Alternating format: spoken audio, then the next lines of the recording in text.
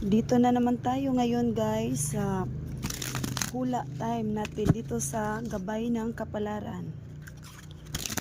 Ang hulaan natin ngayon base sa zodiac sign. Example, maghula tayo ngayon sa zodiac sign na Virgo.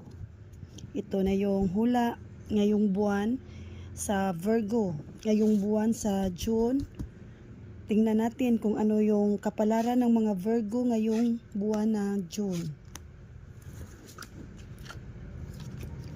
Mga Virgo, tingnan nyo ito. Baka tumpak dito yon sa mga nangyayari sa buhay ninyo ngayon.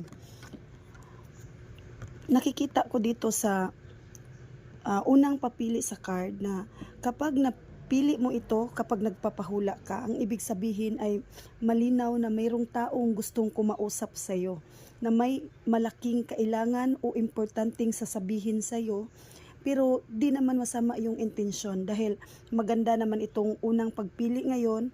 Isa itong pentacles na card at tao na nag-iisip sa iyo na gustong kumausap. For example, kung sakali na mayroong tao na matagal na kayong hindi nagkita o naprangka mo nung nakaraan, baka iniisip ka niya.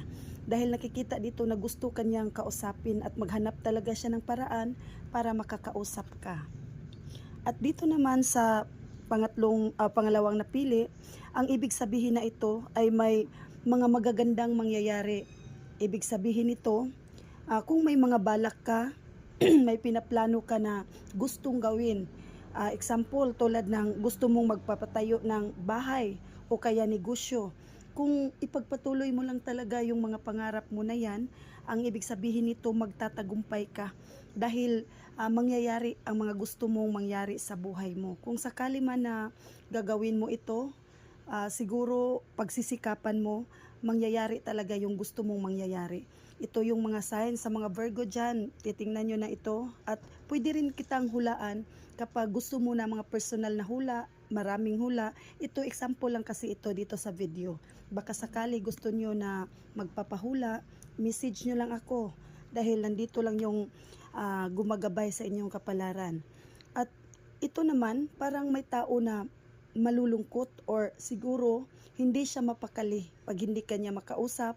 Ito siguro yung tao na naprangka mo nung mga nakaraan. Kung sakali man may mga naprangka ka ng salita o merong mga tao na hindi mo gusto tapos naprangka mo sila, gustong-gusto kanilang kausapin para magpaliwanag.